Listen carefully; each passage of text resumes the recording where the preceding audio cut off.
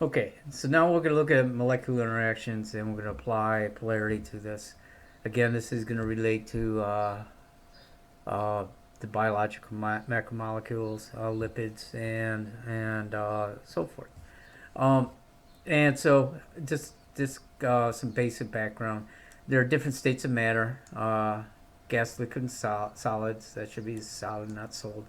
And what causes them to be like they are? Well, gases are particles that are just flying around that never really interact with each other. And the reason why they don't interact with each other is because they don't seem to have any kind of attraction towards each other. On the other spectrum, end of the spectrum, is solids, and the reason why they're solids is because there's a lot of interactions between the two, between all the atoms or molecules inside it.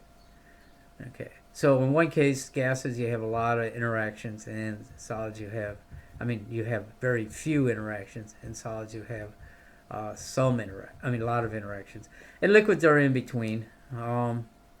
And it's obviously kind of like a solid because it's there and doesn't just fly off into space. You don't need to contain it. That's one of the properties of gas. You need to hold it in a container. A liquid you can spill out and it'll stay sort of together. Okay, so it has some properties. All right. So let's let's talk about ionic compounds and hopefully you remember some of this. Okay. Ionic compounds like table salt, um, which is NaCl, are solids at room temperature. And so it's Na, so Na plus Cl minus, okay? And they form very intricate crystal structures. And the reason they are solids is because of the attraction between the positive ion and the chloride ion. There's electrostatic attraction.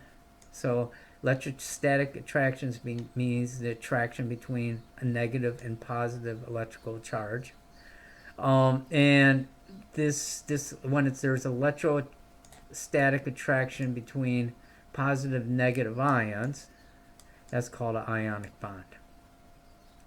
Okay, and we're going to see that this is not only for ionic bonds, but we're going to see it in other places as well. Okay, so this is probably the most places that you've probably seen this before. Plus minus interaction. Okay, so now what we're going to do is look at the interactions between polar covalent molecules. So polar covalent molecules have, remember, they have a plus and minus side because of there's an unequal distribution of electrons. Okay, and so we are now going to look at what holds these. What happens when you bring two polar molecules close together? Will they attract each other, maybe like ionic bonds, and stick together, and thus form a liquid or solid, or will they fly off and not attract each other? Well, let's just take water. So water has a negative and a positive end because it's polar, and I'll just draw it like this here, this V part. Okay, so it's like a upside down V with a plus and a minus down here. So water actually has attributes of both a positive ion and a negative ion. Okay, it has a negative electrical charge and a positive negative charge. So it's like two ions together, all right? So if you bring two water molecules together in the right orientation, like this down here, they'll actually line up and form electrostatic attractions, just like ionic bonds, okay? But these electrostatic attractions will be between polar molecules. Okay, and this type of interaction between polar molecules is called a dipole-dipole interaction. Okay, and this happens really easy. All you have to do is get a couple water molecules, throw them in together, and they line right up. Okay. And the reason then what they do is they form electrostatic attraction between the polar molecules, and that's called a dipole interaction. Now, if you go back to the last slide, ionic bond is the electrostatic attraction between ions, not molecules, but ions. So all polar molecules will interact like this. Okay, so if you have some plus, you have molecules like in the last in the polarity, I had HF was a polar molecule, and I put HF with a bunch of other HFs. They will interact. In fact, if you put HF in water, okay, it will interact with water as well because fluorine has a minus and a plus charge. Okay, and water, the negative part of water, will interact with the positive part of the hydrofluoric acid, and the positive part of water will form a dipole-dipole interaction between the fluorine. Okay, so all polar molecules will interact with each other because they can form dipole-dipole interactions. So if you put glucose into water, it dissolves. And glucose is sugar. So if you put sugar into water, it dissolves. And the reason why it dissolves is because glucose has a plus and minus side. And let's just go over that. How do you know it's polar? Well, let's go back to what we talked about in the polarity. Glucose is C6H12O6. If you look at the ratio of carbons to oxygens, it's 1 to 1. So the ratio is 1 to 1. So this is a polar molecule. So that's just how you can tell that glucose is polar. So when you put glucose in the water, it has a plus and a negative, and it doesn't really matter which end is, but the plus end will interact with the negative end of water, and it'll form a dipole-dipole interaction. And remember what that is. It's electrostatic attraction between polar molecules. Now, all polar substances will dissolve in water because water is polar. Okay, and polar molecules interact very well through this thing called a dipole-dipole interaction. Okay, so all polar molecules interact with each other, and since water is a polar molecules, all polar molecules will interact with water. So since we deal with water an awful lot, especially in this class and in biology and other, is that another name for polar molecules is hydrophilic, meaning they love water. And the reason why they love water is because they're polar, just like water.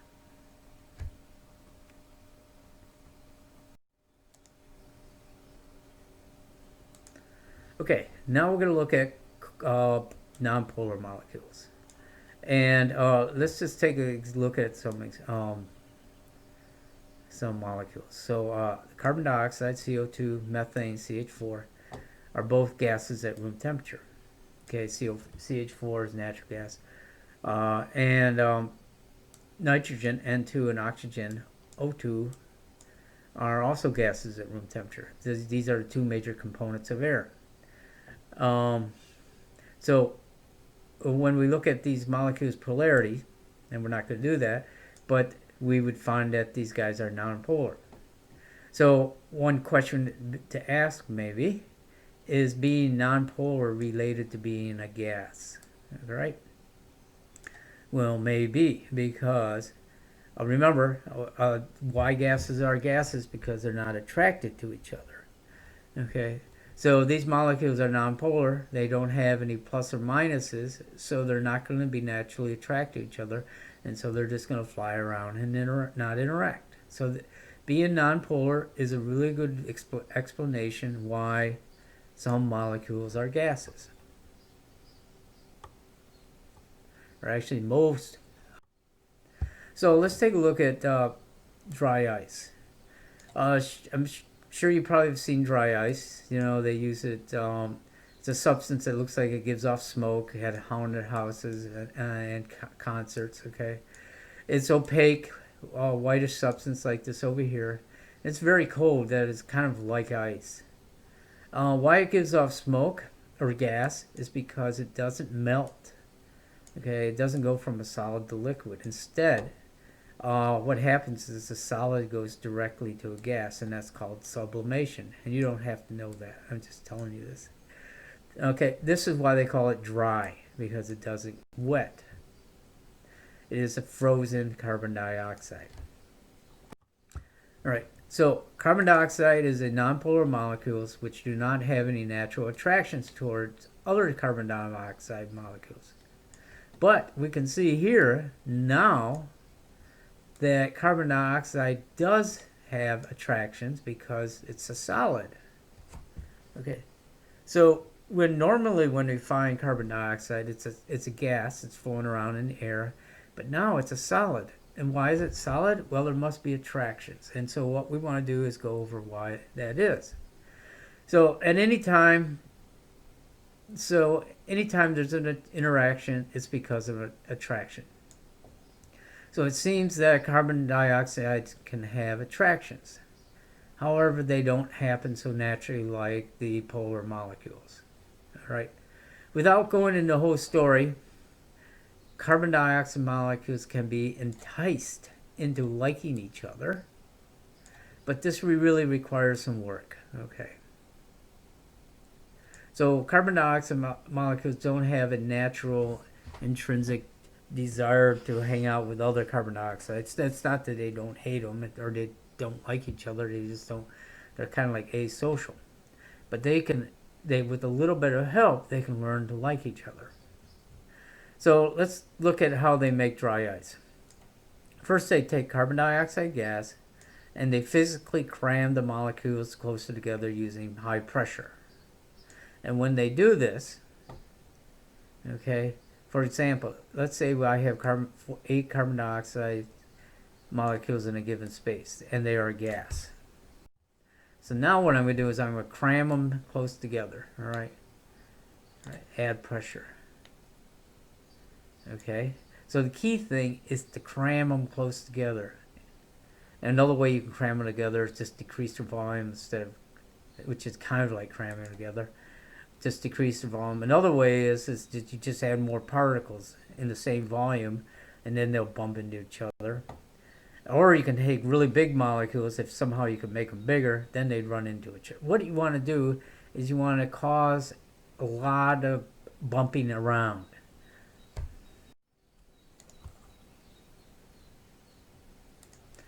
Okay, so when these guys get crammed together, all right, they figure out that they really like each other, and they just stick together. All right, and the sticking together, okay, this type of interaction between nonpolar molecules is kind of given a weird name: London dispersion forces, or just LDF.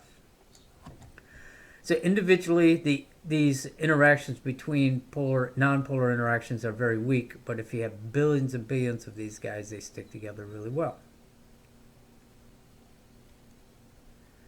Okay, so that's how nonpolar molecules interact through London dispersion forces, and the way they increase that is to increase their interactions. Okay, by cramming them together, by increasing their number, by slowing them down, by making them bigger. Okay, those are the different ways.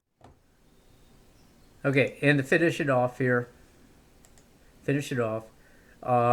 there's this thing called electrostatic attraction, and they're between plus and minus electrical poles. And that happens in ionic bonds, and it also happens in the interaction between polar molecules. So the interaction between polar molecules is a dipole-dipole interaction, and a dipole-dipole interaction is electrostatic attractions between polar molecules. Okay, and then you have nonpolar interactions. Okay, and once they're forced together and learn they like each other for the reasons I told you, okay, you want to have them bumping together, and how you get them bumped together is you decrease their volume, push them together, you add more of them, you make them bigger, you increase their surface area. You can even lower their temperature. And when you get perfect conditions, what they'll do is they'll learn to like each other. And when they do that, they'll really like that. Liking is called London dispersion forces. Okay, and we'll apply this a lot in for this test when we talk about lipids, and then you see again when we talk about proteins, and again when we talk about nucleic acids. All right, now what we're going to do is combine, take the two opposite guys, polar and nonpolar, and look at what happens if you mix polar with nonpolar. All right, so an example of this is oil and water, and we know that they don't mix. Oil is nonpolar liquid, and water is a polar liquid. So before we get into the deep whys for this it's what this looks at first look is that when a liquid like oil doesn't mix with water, we call that liquid hydrophobic, okay, which means water hating or fearing, okay. So oil is hydrophobic. That doesn't so this looks, this is not the reason why oil and water mix, but it kind of looks like it. The name kind of says that oil hates water and doesn't want to interact with, but that's not it. But it's a quick way to explain it. Okay, but on the other hand, if you take nonpolar liquids and put them together, they do interact. So gasoline is a nonpolar substance, and so is oil. So if you put, so let's say you want to wash off your bike chain, okay, so it's got a lot of dirty oil on it. Well, if you put water on it, it's not going to get the oil off because oil and water don't mix. And we'll explain why, but we'll say for now they're hydrophobic. But gasoline is nonpolar, and it kind of likes oil, and what it will do is dissolve the oil and pull the oil off, and we'll talk about why that's important more when we get into talk about soaps, and you'll be talking about this more. So it looks like oil and water don't like each other, so they try to avoid each other, and that's a general description, and it's okay, but it really doesn't explain what is happening. So let's see why they don't mix really. What happens down at the molecular level? Okay, suppose you have a container of 1,000 water molecules, and all the water molecules are attracted to each other, and there are a lot of dipole-dipole interactions. Okay, and the reason why they're attracted to each other is because they have plus and minus ends. Now let's say you take 10 oil molecules and you just drop them right in the middle of the water. What is going to happen? Okay, now we're not going to say that oil hates water, okay? We're just going to see what happens. Well, the water molecules, so the oil molecules don't have any natural tendencies to hang on, stay next to each other because they're nonpolar. Okay, so they're just kind of wandering around in the center, kind of like I said, asocial, not interacting, okay, even with themselves. Okay, but what happens is water is really interested in interacting with itself. And it neither likes or dislikes oil molecules. So, but what it tries to do is it tries to connect with the other water molecules. And when it does that, it starts to shove and force, and this is a key word here, it forces the oil molecules together. And this is because the water molecules are trying to get to each other. Okay, the water molecules aren't saying, hey, get out of my way, I hate you. They are just saying, excuse me, I'm trying to get to my friend over there. Okay, there's no hating here, all right? Well, eventually all the oil molecules get shoved together, okay, forced together. And remember what we said, when nonpolar molecules get pushed together, they learn to like each other, okay? And when they start to like each other, they form London dispersion forces and they stick together, okay? So in a sense, What water has done, inadvertently, it's helped the oil molecules really realize that they like each other. Isn't that cool? Okay. So the oil by itself, when you put it in the water, it doesn't say, hey, let's go hang out together because we hate water. What happens is the water pushes them together, and all those molecules go, hey, I kind of like you guys. And what they do is they form interactions called London dispersion forces. Okay, so